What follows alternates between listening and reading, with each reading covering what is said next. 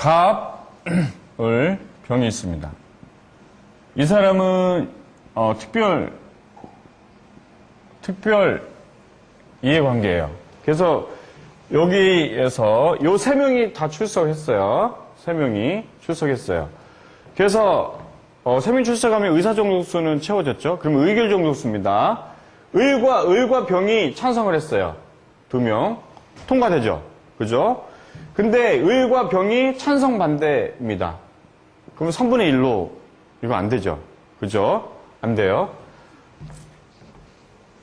안 되는데 이제 갑과 을이 이제 이사 둘이 이제 참석을 했습니다. 참석을 했어요. 갑과 을이. 그러면 3명 중 2명이 참석했죠. 그래서 예를 들어 3명 중 2명이 참석했으니까 의사정족수 분모 부분은 충족을 했습니다. 2명이 참석했으니까. 근데 갑이 이해관계인이에요. 이해관계인. 표결권이 없죠. 그래서 을이 찬성을 했어요. 을은 찬성을 했어요. 찬성을. 그래서 3분의 1로 봐도 부결될 것 같잖아요. 그렇지 않다는 거죠. 두 명의 의사정족수는 일단 의사정족수, 의결정족수 구분을 해야 되는데 의사정족수는 통과했고 의결정족수에서도 2명 중에 한 명이 이해관계 표결권이 없는데 한 명이 나온 상태다. 이런 경우에 과반수 이상이 됐다고 평가를 합니다. 이거. 그래서 그거 아까 얘기한 대로 3명이 나왔는데 한 명 찬성, 한 명 반대하면 그거는 부결되는데 이런 경우에는 과반수 이상으로 본다. 그래서 이 경우에는 의안이 통과된다는 거죠. 요거는 이제 참 이거를 위해서 비교해 드릴게.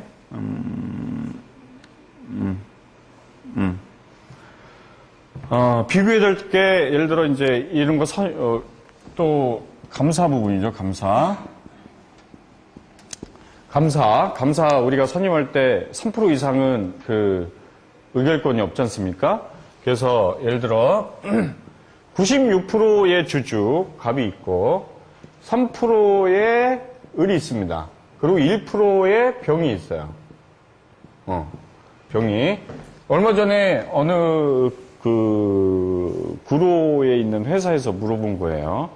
구로에 있는 어느 회사에서 물어본 건데, 지금 이제, 이 갑회사에는, 감사를 선임하는 데 있어서, 갑회사의 의결권은 3%죠. 그죠? 3% 이상 없잖아요. 여기 을 3%, 병 1%입니다. 그래서, 이 의결권 없는, 여기 감사 선임에 있어서는 의결권 없는 주식은 발행 주식 총수에 포함이 돼요, 안 돼요? 포함되지 않습니다. 그래가지고, 이게 이제 7%가 발행 주식 총수로, 이 7%에 해당하는 주식을 이제 100% 발행 주식 총수로 보게 되는 거죠.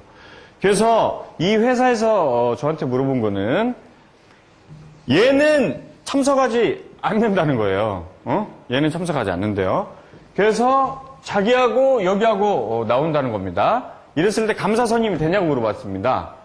6%가 다 나왔어요. 6%가 다 나왔는데 여기에서 4분의 1 이상 출석하고 그 다음에 과반수 이상 찬성해야 되는데 가부동수가 되죠.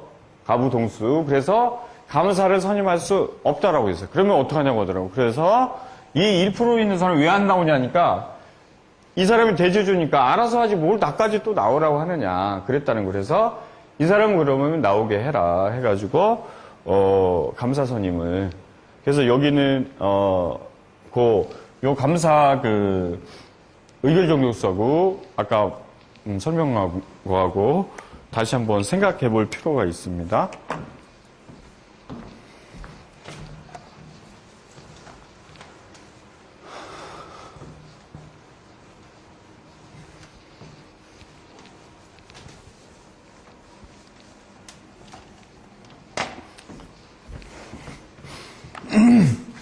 그래서 특별 이해관계에 있는 경우에 그런 설명 요즘은 법무팀에서요 되게 이제 많이 따지거든요.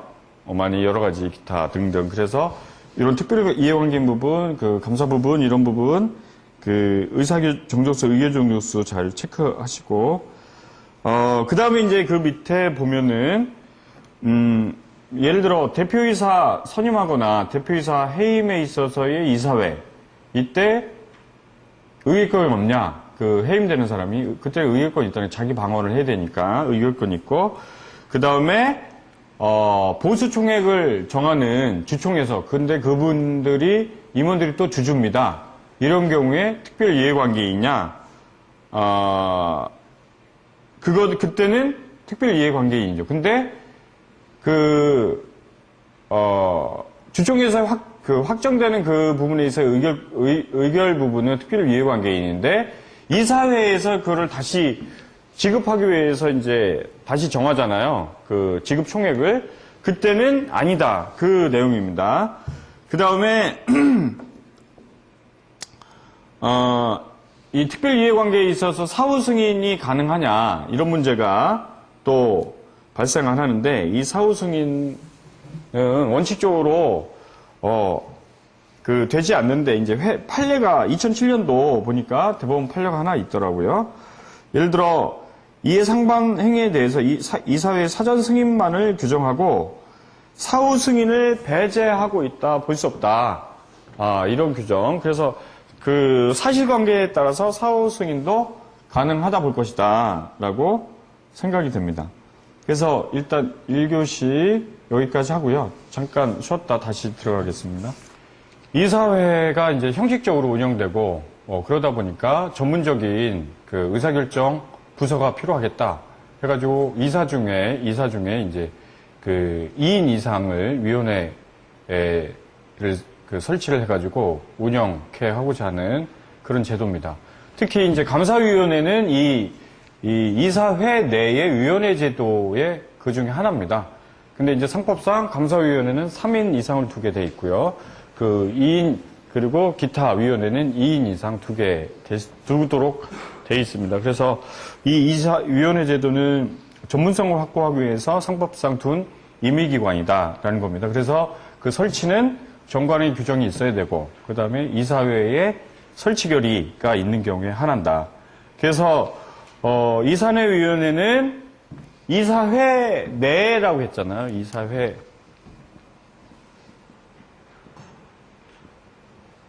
내 위원회이기 때문에 이사회로부터 위임받은 사항을 하게 되죠.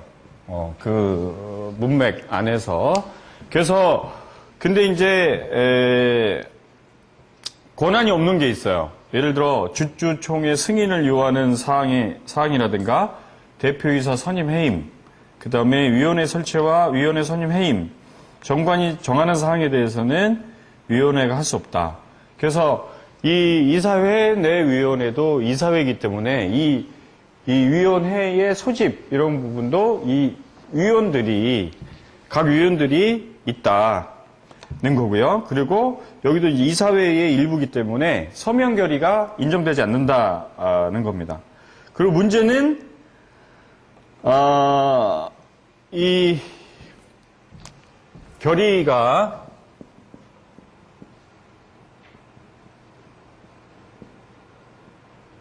위원회 결의하고 이사회 결의가 있는데 위원회 결의가 있다 하더라도 이사회에서 다시 결의할 수 있어요. 그럼 이게 결의 내용이 똑같으면 문제가 안 되지만 이게 서로 상반됐을 때 이게 우선된다. 이사회 결의가. 그 내용이 이제 교재에 있습니다. 그래서 그리고 이사회 권한을 포괄위임이 가능하냐, 한꺼번에 통으로 이사회 의사결정 사안을 전부 위원회에 넘길 수 있느냐, 포괄위임은 허용되지 않고 구체적으로 위임해야 된다는 겁니다. 그 다음에, 이사회는 특히 상법상에서 화상회의 결의를 허용하거든요, 화상회의. 많은 글로벌 기업들은 대부분 다 화상으로 회의를 하는데, 이 화상회의에 있어서 체크해야 되는 점은, 거기 보면, 이건 이제 해석상 하는 건데, 그, 복수의 장소, 예를 들어, 본점 회의실, 절차보장문에서 본점 회의실, 그 다음에 이사가 있는 곳, 있을 곳, 이런 데를 복수로 통지를 해줘야 된다는 거예요. 한 곳만 통지해서는 안 된다. 그래서, 그리고 그 이사회 의사록에는 집합 장소에 이제 출석했던 이사하고 성명을 기재해야 된다는 겁니다. 그리고 이사회 자체 부분에 있어서 그 하자 있는 거는 당연 무효다. 그 다음에 감사의 출석 의결 지시권이 있는데 이때 감사한테 통지해야 되느냐? 반드시 통지해야 된다는 거고요. 이사회 의사록, 이 이사회 의사록은 주주 같은 경우는 열람등사 청구를 할 수 있죠. 영업시간 내에. 근데 채권자는 청구하지 못한다. 그래서 이사회 의사록이 공시가 되다 보니까 열람등사 가능해가지고 주주들한테. 그래서 내부 어떤 경영의 비밀 부분이라든 이런 부분 유출될 위험성이 있어가지고 상무회를 설치하게 되는 이유도 여기에 있습니다. 상무회를 설치하게 되면 이사회록 작성 의무가 발생하지 않거든요. 그래서 대외적으로 예를 들어 영업 비밀이나 이런 부분을 대외적으로 알려지지 않으니까. 그 다음에 이거를 이제 회사가 재량권이 있어요. 그래서 이유를 붙여 거절할 수 있고 이때 주주는 법원의 허가를 얻어가지고 열람등사 신청을 할 수 있습니다. 그래서 주총의사록은 비치 공시하게 되는데 이거는 일단 비치 공시하지 않는다. 그래서 여기서 이 이사회 의사록 기명날인 문제가 발생하잖아요. 예를 들어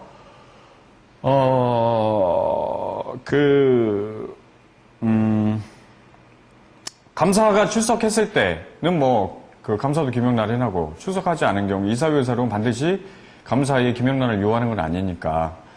그 다음에 공증받을 때 참석자의 전부 공중임장에 인감 날인받고 인감증명서 첨부하는 게 아니고 과반수 의결 정족수만 만족하면 된다는 겁니다. 그리고 또 여기 질문 중에 하나가 법인 인감을 그럼 분실했는데 그러면은 이사회 의사록은 뭘로 찍냐? 그거에 대해서 제한하고 있지 않죠. 이사회 인감을 꼭 법인 인감을 찍어야 된다는. 그래서 회사 내에 신고된 인감 말고도 별도의 또 법인 도장들이 있잖아요. 그 도장을 찍어도 상관없다. 다 공증받는 데서는 문제가 없다. 그리고 이사회 규정은 아까 봤습니다. 그래서 그런 부분, 이사회 규정 부분은 앞으로 회사들이 조금씩 성장하면서 아마 요구가 많을 거예요. 최근에도 요즘 나타나더라고요. 이사회 규정 만드는데 도와달라는 회사가. 보고요. 그 다음에 10페이지 보면은 대표이사의 권한을 넘는 행위, 요거는 한번 내용 보시고, 어쨌든 이사회 결의 없이 대표이사가 어떤 행위를 했다. 그랬을 때 상대방이 일단 회사 대내적으로는 무효인데, 대외적으로는 알았거나 알 수 있을 때, 무효다. 그래서, 이거는 아까 말한 대로 회사, 대표이사의 해임, 그 다음에 주총회사의 이사 해임 사유가 된다는 거죠. 그 다음에 이사 선임을 어디서 하냐? 이사 선임은 주총에서 한다. 그래서 이사 선임은 주총의 보통 결의죠. 그래서 4분의 1 이상 출석해야 되고 2분의 1 찬성한 경우에. 그 다음에, 자격 요건은 특별한 자격을 두지 않는다. 그리고 이사들자의 동의를 필요로 한다. 이거는 이제 계약 관계라는 거죠. 회사와. 그래서, 보통 이 선임할 때 1의결권 원칙에 따라서 보통 결의하고, 집중투표제를 정관상에 도입 반대 규정이 없는 한, 집중투표제가 인정이 되죠. 그래서 이 부분도, 체크해야 되는 부분이 집중투표제가 예를 들어, 일부 소수주주가 있는 경우, 3% 이상 갖고 있는 주주가 있는 경우에 집중투표제에 의해서 이사 선임에 대해서 개입할 수가 있잖아요. 그래서 그런 부분을 또 싫어하는 그 대주주들은 임원진들이 많아요, 사실은. 그래서 그거를 제한하려면 정관에 집중투표제를 도입하지 않는다는 규정을 둬야 되거든요. 그걸 두지 않으면 집중투표제가 선법상 인정되기 때문에. 그래서 그런 부분도 이제 고객하고 얘기할 때 한번 체크해 줄 필요가 있다는 겁니다. 그 다음에 임기는 이제 3년을 초과하지 못하고 임기 중 최종 결산기에 관한 주총 종결일까지 임기가 전에 이제 만료될 때는 연장할 수 있다는 겁니다. 그래서 3년을 초과하지 못한다는 거는 일단 3년 이내여야 된다는 거고, 그래서 정관 규정에 3년으로 한다라는 그 정관들이 많거든요. 3년으로 한다. 그러게 되면 나중에 회사 내에서 그 임기를 이렇게 자유롭게 활용할 수가 없어요. 그래서 정관을 보셔가지고 3년으로 한다라고 했을 때는 3년 이내로 한다라고 정관 규정을 체크해 줘야 될 것 같고요. 그 다음에 임기의 기산점은 주총에서 선임 계류하고 임용, 예를 들어 계약하고 있을 때 그 늦은 날이 기준이 된다는 거죠. 그래서 임용 계획하고 주총이 있었다면 주총, 그 다음에 주총에서 선임 계류하고 다음에 계약 관계가 성립되면 그 계약 관계일이, 그 다음에 이제 선임 계류 시에 임기 개시일하고 종료일을 정할 수도 있어요. 그 나중에 이제 나올 텐데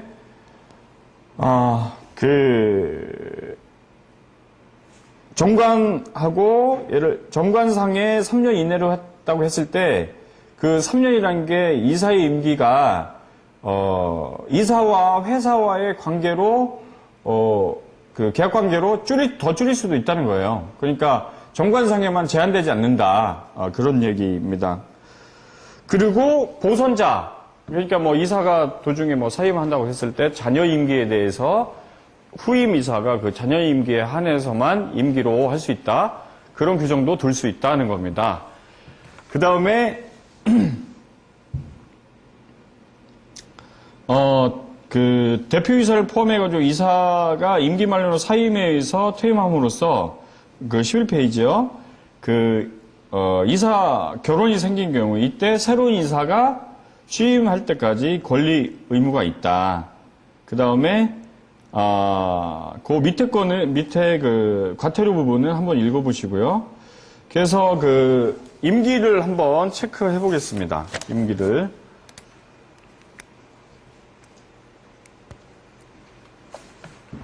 요 임기 규정 한번 볼게요. 2005년 1월 2일. 2005년 1월 2일이면, 갑이사의 임기가 2005년 1월 1일이면, 임기가 언제냐? 6년, 7년, 8년, 3년이죠. 3년, 8년, 2008년 1월 2일에서 정기주총 종결일까지 연장될 수 있잖아요. 그래서 정기주총일이 3월 30일이라면 3월 31일까지 라는 거죠. 그죠? 그 다음에, 감사의 경우를 보겠습니다. 감사는 취임 후 3년 내에 최종 결산기에 관한 주총 종결 일시까지죠. 그죠? 그래서 감사, 2005년 2월 20일이다. 그러면 언제죠? 주총이 2006년 있고, 그죠? 2007년 있고, 2008년 있는데, 그 3년 이내에 정기 주총 종결일까지니까, 2006년, 2007년, 3월 31일까지죠. 그죠? 이 감사의 경우. 그 다음에,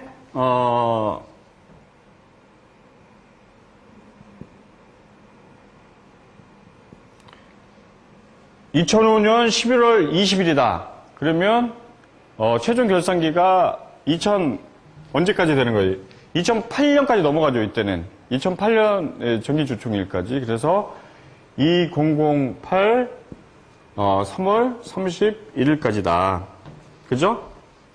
이사하고 감사 임기 맞죠?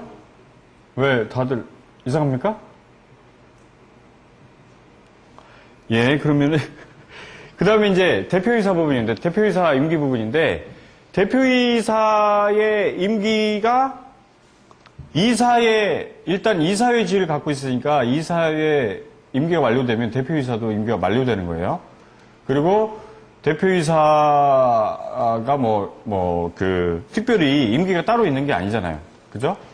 이사의 지위를 갖고 있는 한 된다는 겁니다.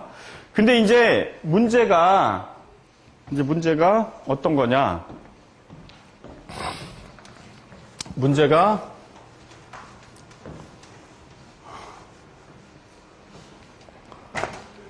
문제가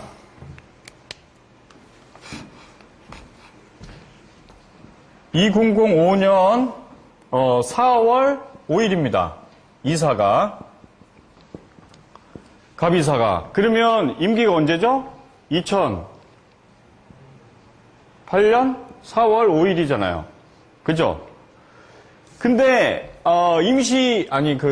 정기 주총이 3월 31일입니다.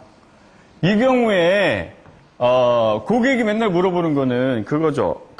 이전에 중임으로 하게 해달라는 거 아닙니까? 이게 이제 질문 중에 굉장히 많은데 이걸 어떻게 할 거냐? 지금 일반적인 정관으로는 불가능해요. 이게 중임으로 가는 거는 이때 3월 30일 날 사임해서 다시 선임되는 걸로 가야 될 겁니다. 그래서 그러면 이거를 중임으로 가려면 어떻게 하느냐 이 문제인데 첫 번째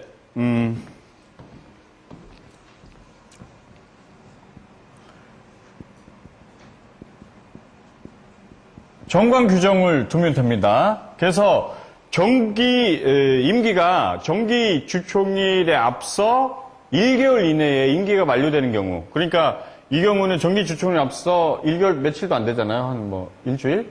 일주일 안에 만료되는 경우에 그 정기 주총일까지로 임기를 한다라고 정관의 규정을 두면 그 정관 규정에 따라서 임기가 3월 31일 날 종료가 되죠. 정관 규정상에. 네? 그 규정을 두면 되고, 두 번째, 정관 규정으로, 그걸 제가 그 문구를 다시 한번 불러드리면, 임기 만료일에 앞서 1개월 이내에 정기 주총이 열릴 경우, 총회 종결식까지로 한다라고 정관의 규정을 둘 수 있고요. 두 번째 부분입니다. 두 번째. 이거는 이제 일반적인 해석이고요. 두 번째 해석은,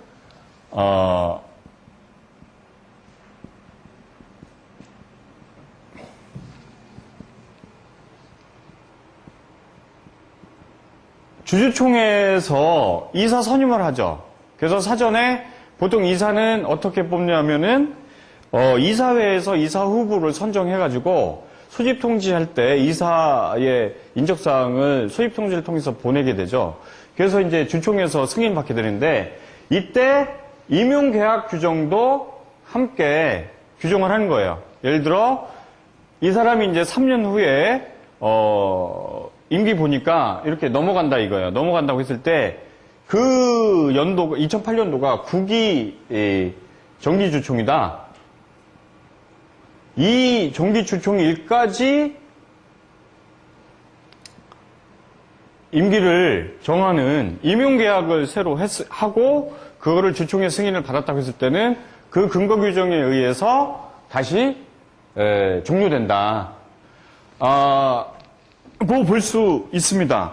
그래서 이렇게 이제 중임으로 가기 위해서 정관 규정을 임용계약을 하는 경우에 이때 정관상에는 반드시 3년을 초과하지 못한다. 3년 이내에 그 규정을 둬야 된다는 거예요. 3년으로 한다고 정관에 규정되어 있으면 안 된다는 거죠. 저기 불가능하잖아. 정관에 따라야 되니까 3년으로 못 박으니까. 그래서 이 중임으로 가기 위해서는 두 가지 규정을 생각해 볼 수 있다. 그래서 64페이지를 한번 보겠습니다. 64페이지.